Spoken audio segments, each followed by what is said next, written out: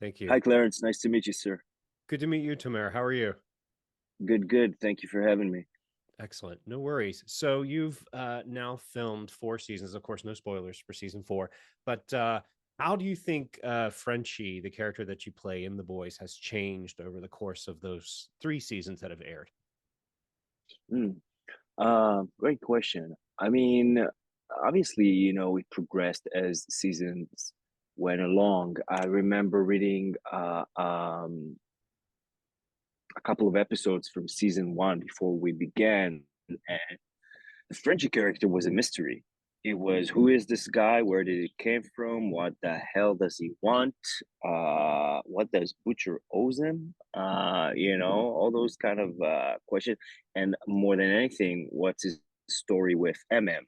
And why is he so upset about him in what happened with Mallory's grandchildren and all that backup story? And why the hell does he hate Soup so much, right? The Hmm. superhero so much. Um, and I remember it was in the making. So you know how the show works. They draw some stuff from the comic book, but then we kind of make it our own. And funny enough, I remember coming into Eric Kripke's, our amazing showrunner, office and demanded for some answers. And we kind of went into this 2 hour, 3 hour conversation about the character, just kind of completing each other's sentences and kind of uh, diving deep into where he thinks it's gonna go towards. And funny enough, it kind of did. So it was brilliant to know what the mapping is approximately for the characters and the Hmm. storyline. And I felt like I'm in good hands. There's a solid ground I can lean back um, in terms of exploring the character. And the biggest changes and the diamonds, I can call them, for me as an actor, as a performer, is reading the script and seeing a character that pops into his Frenchie's world from the past, or the flashback scenes in season two. For me, these are jams that I can work with and develop the character and understand it more and more and more. And obviously, as a character is involved in an intimate relationship, uh, romantic, intimate, soulmatey. I'm talking about Kimiko, obviously. Right. Um, that's the best way to explore a character. And then me and Karen jumped in and again built this whole backup story for the both of us, just so we can have something more round and profound to dance around when we're doing scenes and to explore. Um, so that those are the kind of things we do. If it answers your question in terms of development and how we progress as characters, and obviously, me living my life, getting older, learning a trick or two, and bringing it to set. Yeah. So I want to get into the relationship with Karen's character Kimiko in a second, but um, obviously there is time between each season when you're filming. What aside from the scripts, what helps you get back into that Frenchie mold when you're starting to film? That's easy, Clarence. It's the crop tops. It's the It's it's the hair. It's the hair. Yep. it's the hair. It's the crop tops. It's the wardrobe. It's the fashion. It's the something in my walk starts to change. My posture starts to something weird starts to happen to it. Uh, um, there's a sussiness that uh, that my people around me are not so they don't understand why I should bring it home while I'm filming. Method. I become, yeah, method. I become way more cheeky and weird. But yeah, I think more than anything, again, it's funny because people always ask us, do you want to play a superhero? Which one would you want to be? Do you want to wear a suit? I think in The Boys, what's so cool about it is I do feel that I have a suit. I feel that Frenchie is a full-on character and again, wearing those boots and wearing his what I think is iconic jacket, like army jacket of his, Sure. which we every season actually we make it more and more, into the story, like put another pin there, another line, another sentence, another something. um so that makes me gear up and kind of, yeah, and obviously the hair, we have to buzz it, Um, and it's you fun, it's fun. you were talking about Karen Fukuhara's Kimiko and Frenchie's Yep. relationship with her being soulmates, essentially. Yep. Obviously, this is a fan favorite coupling within the boys. What do you think is so captivating about these two characters working their situation out together? Great question. More than anything, I think Kimiko and Frenchie are outsiders. They are those two teenagers behind the school who is trying to figure out how or if they want to be a part of whatever people call the real world, or whatever. Both of them carry a lot of traumas, and I always look at both of them in a way as foreigners, as they feel like they are detached from reality in a way that people even communicate. Obviously, Kimiko, now we know she's signing, but her inability to verbalize herself, and Frenchie just being a foreigner, Yeah. um, outsiders again. You know what? I don't know why, but it comes to mind now that me and Karen, when we first met, we watched this video of a Black Panther that it happened in the 90s. It got brought to this animal shelter because nobody could handle him.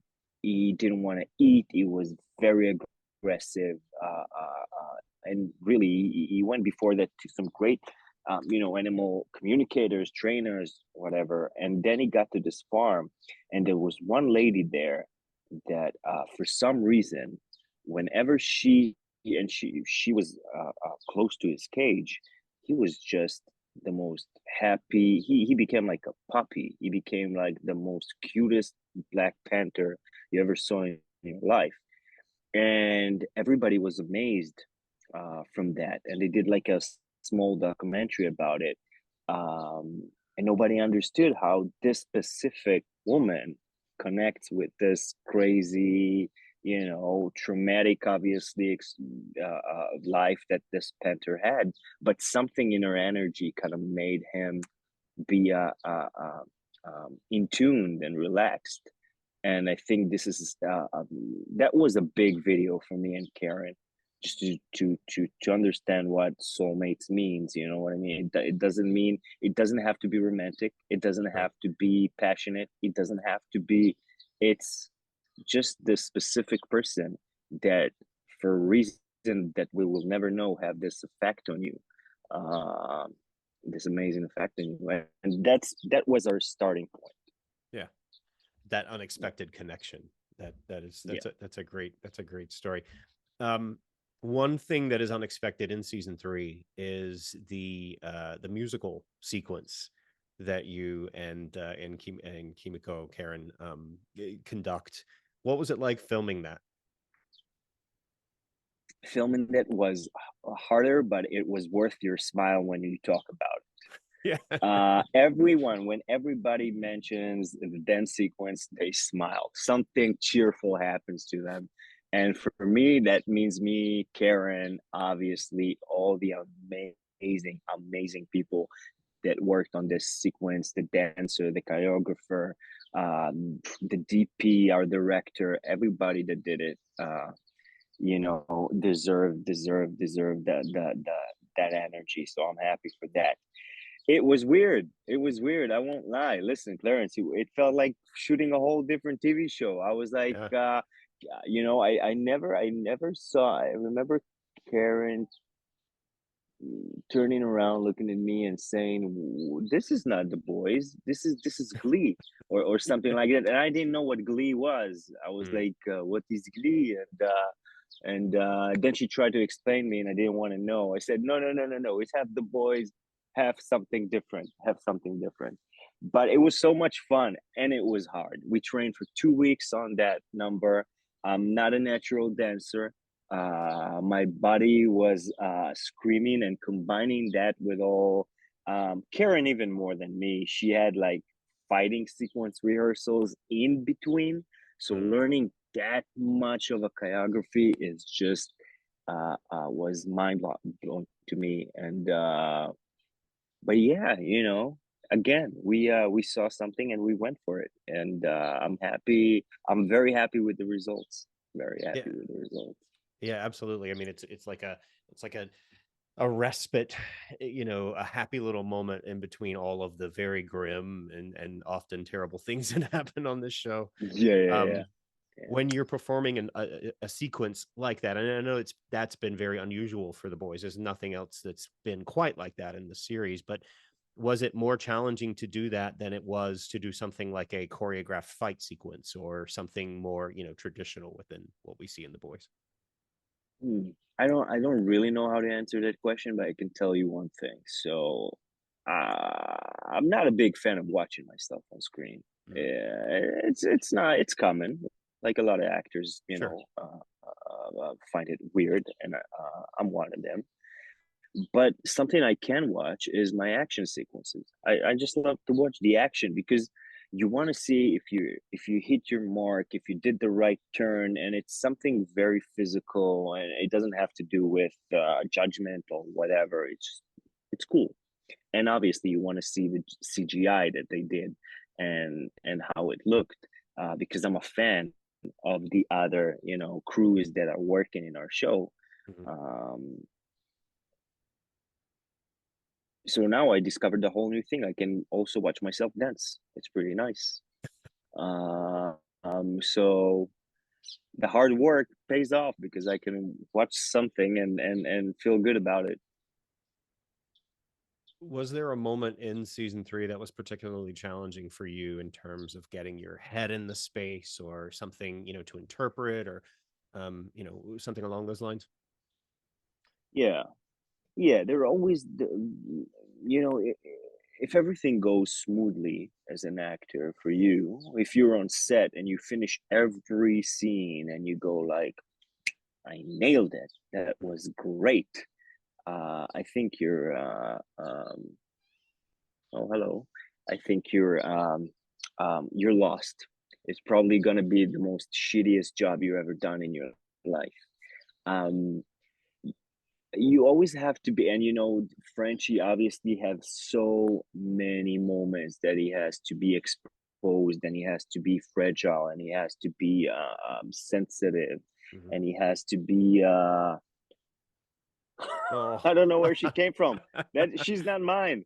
oh, she's beautiful. She's not mine. Maybe all right. Maybe that's my new cat. Who knows? Take her home. Uh, yeah, I will remember this conversation forever. Um, no, so what I'm trying to say is, yeah, it's always when you have to be vulnerable, and then you have like 30 people around you. There sometimes it's hard to channel those moments, and you have to feel free and cut the cables and do some weird stuff and Yeah. get in the zone.